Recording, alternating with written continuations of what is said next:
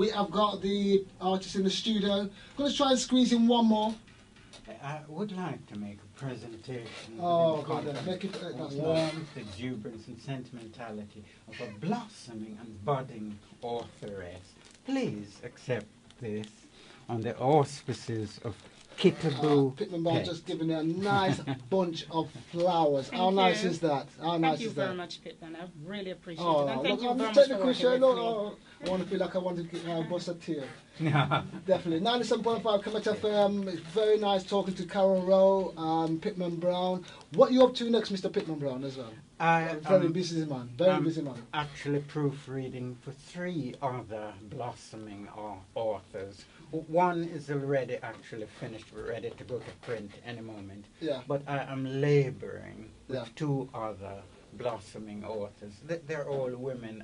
I don't know why. Yeah. But this happens to be the current. We've got an author in the studio. She goes by the name of Carrol Rowe. So, like I said, what inspired you to write this book, Survivor?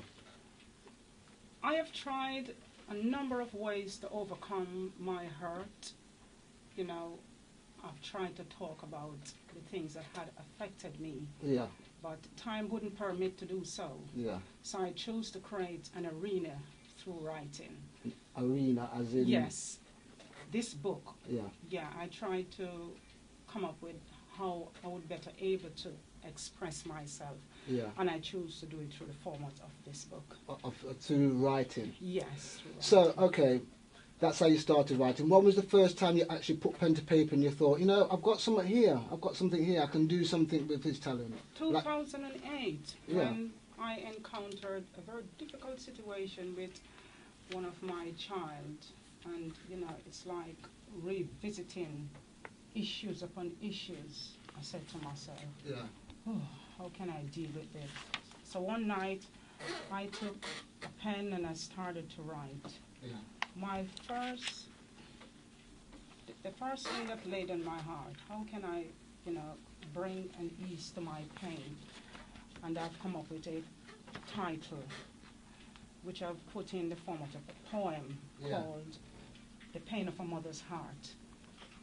During those difficult times, you know, I've written the poem, and it brings a little ease to me. Then when I reflect and I look at my life, you know, there's something still missing. Yeah. And I decided, no, I'm going to write a book. And it all, the journey started in the year 2008. So did it actually start, was it actually in the UK or was it in Jamaica? No, it was in the UK when I had come to, you know, conclusion that a book has to come. Okay, so it's all right saying you're going to write it, but how did you go about writing the book? It's not an easy thing to do. No, it's all about determination, persistence, perseverance. Yeah. You know, I met Pitman the year 2000 and I think 2007. Yeah. And I had approached him about a play that I've written called From the Gun to the Blood. It's about gun crime. Right. So that's a. So is that one of the first book? No, it's a play. Oh, it's a play. Yes, I've written a play. Wow. Has it actually been performed then? Not yet. Right. So that's. Are you looking for people to put that on for you? Yes. As a, Yes, I'm. Yeah, that's still in the incubator in terms of to come to existence. Yeah. So when I approached Pitman about, you know, the play, he didn't get back to me. Yeah. And when I definitely come to a conclusion that yes, I'm ready to write a book, then I approached him the year 2011. Yeah. Yes, and it was a friend that saw him, you know, sort of prompting, this woman need to see you. Yes. She want to write and she need to see you. Yeah. Yeah, when he came to meet me, yes, he took me on board, and that's when my journey started. With my autobiography, which come into existence just a week and a half ago when it was published on the 23rd of May. Yes. So it's already been reviewed. You had a review. Yes, I've had it reviewed by several people. Yeah. People like. Where was that? Was it? I believe it was in Nottingham as well. Where was it? Yes, it was reviewed in Nottingham by people like Councillor Merlita Browne. Yeah. She gave me a lovely review. Yeah. Councillor Graham Chapman. Right. Yeah. Yes, he was at my book launch. Yes. Norma Gregory from Majatu. Yeah.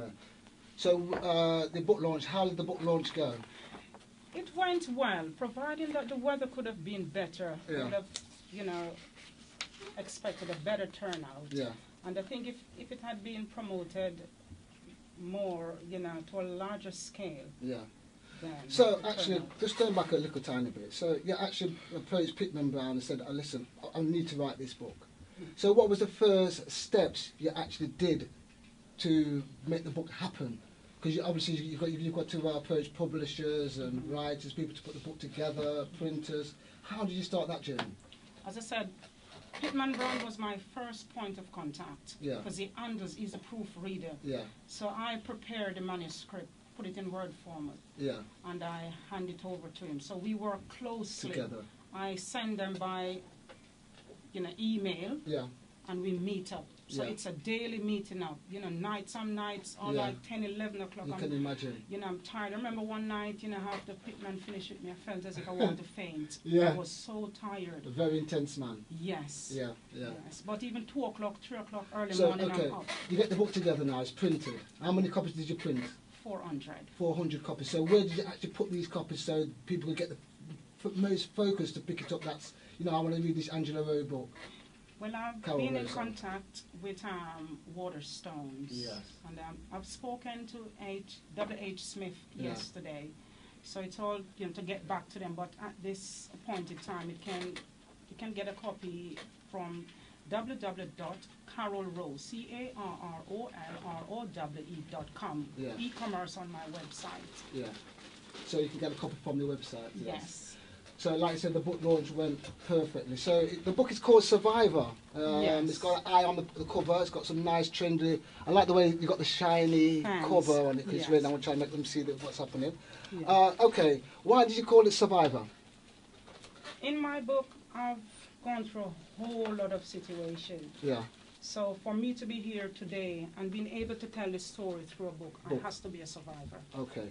Yeah. So I've survived everything that I've gone through because I'm alive. Yes, definitely, definitely. So, would you read a couple of the most important, or do you want Pitman to do that? Oh, we'll have a quick tour to Pitman first before we start. I saw an actual poem that she'd written, Yeah. Pain of a Mother's Heart, and I thought, questions that are yet unanswered and situations that are yet unaccounted for. This client, this lady, is ready to Yeah. go into the autobiographical novel Yeah. situation. She has got a lot to say, and it is a good thing. When I touched base with her, it Yeah. was purely by accident. I was in church, Yeah. and I saw her. How articulate she sounded when she was giving her testimony. And I said, when the service is over, can we meet? And she said, yeah, we're ready. Yeah.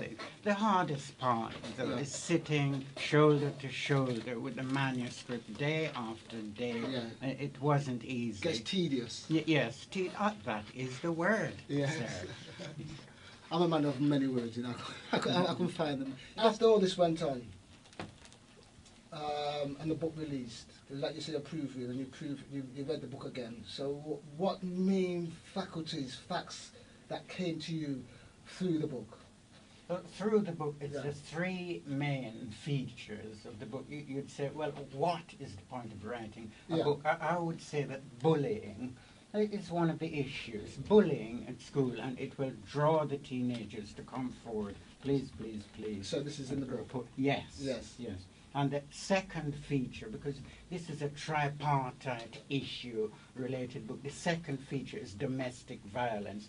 A lot of men, them a beat the woman. I say, all right then. Yeah. Situations needing to be addressed. Yeah. The violence kept under wraps within the home. And finally, Yeah. education, for instance.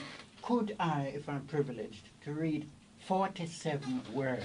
Okay, what we're going to do, we're going to go for a small break, then after the break you can read some pieces from the book. Because people obviously want to know what the book's about. Yes. Like you said, it's a bullying and quite a few issues in the book. Yes. So let's go for a small break and we'll come back after that. Give you time to have a quick drink, yeah?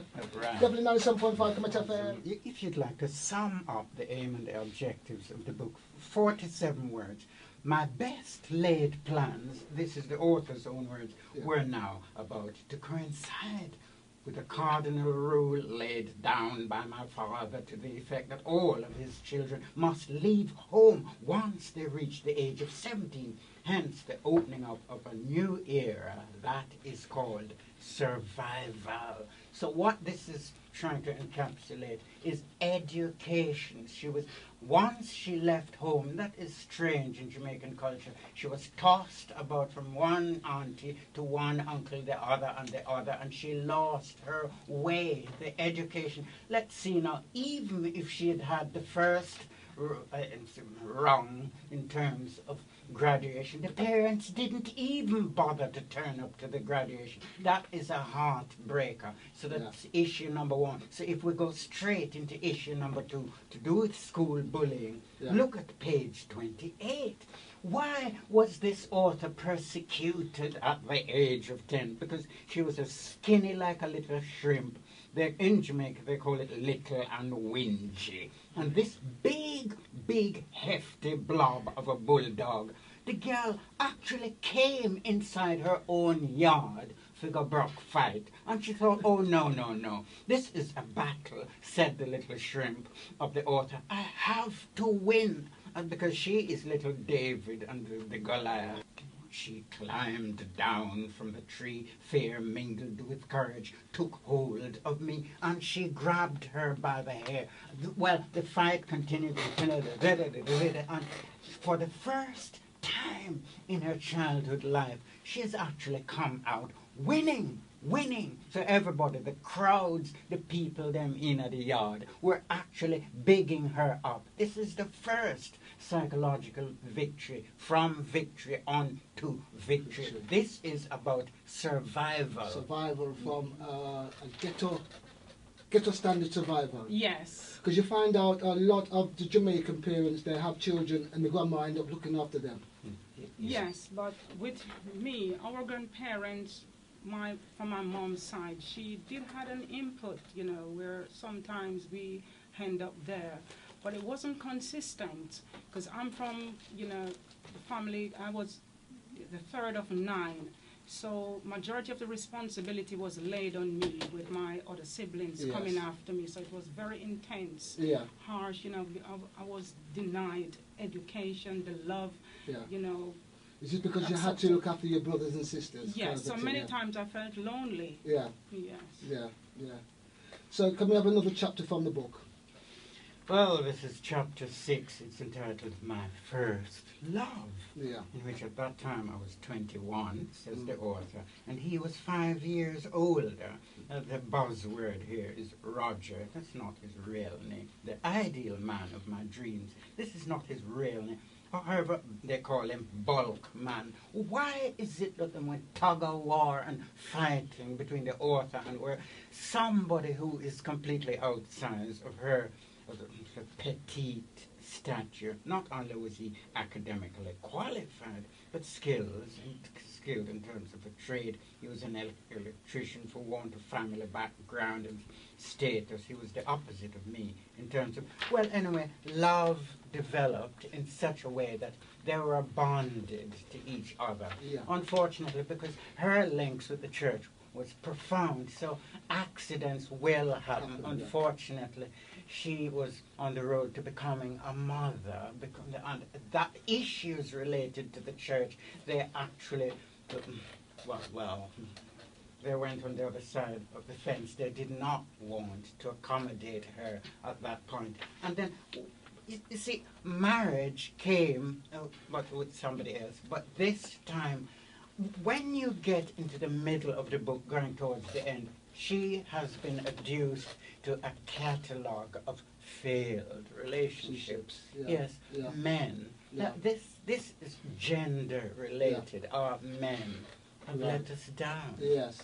Well, you find out in a lot of cases that would happen. You find out you find your first love or your second love, and it comes like it's your first love. Because the way been treated and how it goes on, it breaks the relationship down. So what we're going to do, find some highlights in the book when you started to get uplifted, when you start to find yourself, you find some little bits from that in the book, It's okay? Yes, I can draw reference to my second love, I would call it. Yeah. When I met this person, things changed. I fell in love again. Yes. Because I do. So what was believe different this time then? this guy, he was in a better place in terms of finance, material things. I wouldn't say that he was all there where education like Roger. Yeah. But he treated me differently. I wasn't abused by my first husband. Yeah. But somehow Roger get his teeth in my life again. Yeah. Yes, he came on the scene one day when we sat on my carport back home preparing for wedding. Yeah. And Roger burst through the grill. Yeah. And he caught me. I saw him coming and I ran, trying to find a refuge in one of the rooms to where the apartment I live. Unfortunately, Roger grabbed me, and it was a big fight. I ended up in hospital the day after. Yeah. So even though that relationship, it came with something different, my first husband was terrorized by my first love. He wouldn't let me go. No, No, so didn't want to move on. Didn't want to move on. He didn't want you to move on. And him not moving on himself. Yes, and even because what had broke the relationship between me and Roger, it was my sister. He got involved with a 15-year-old sister of mine. Yeah. And even though he was in a relationship with her, he didn't want to see me live, I would say. Yeah. He do everything to make my life a living hell. Yeah, yeah, yeah.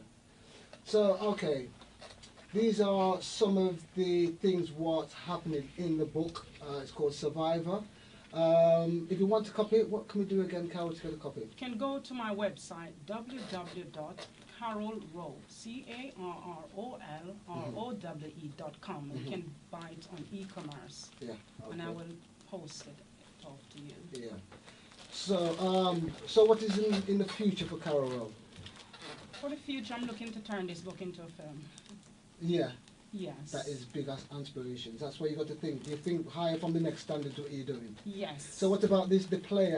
This play sounds interesting as well, about the gunman then. Yes, Pitman Browne, he had a peep in it, and I was doing volunteer work with our Wellbeing Development Center, so they have a peep in it, and they reckon that it has something for the public. For the public, that sounds really, really particularly cool. for young people, aspiring young actors and actresses. Well, that's what we've got to push for, because if you listen to my show, I deal with a lot of the young guys, your artists, like I said, singers, everything. But that's what we've got to put our skills to now. Yes. Because what we've learned over the years, we've got to hand it on somewhere along the line to the younger generation to make them have an understanding what's going on. It's not all about the thug life and this and that and yada. So if you've got a good role model, that can work. Thank you. So definitely live here at 97.5 KEMET FM. So do you want to say hi to anybody here, Carrol Rowe, before we go? Anybody you know, or you want to say hi to anybody? Because we could be listening right around the world, online, Jamaica, anybody you can want to say hi to. I just want to big up everybody that knows Carol, and Carol is out of her shell, and she's going to come big next time. The next book coming out called Push Past Barriers, and thanks very much to my children, especially two little ones who have been my rock, and the two big ones as well, because they're part of the equation. They're in the book, and if they didn't born, Carol wouldn't come up with an autobiographical novel. So, bless them all. And to all my friends who are listening, very big thank you to Pitman Browne for assisting me throughout the years. Definitely nice for that. 97.5 KEMET FM. I'm going to say thank you for coming in, Carol. And when the next book's sorted out, you come and see me. Or you can give me a call. We can talk to you on live on here. Give me 97.5 KEMET FM to 1:35.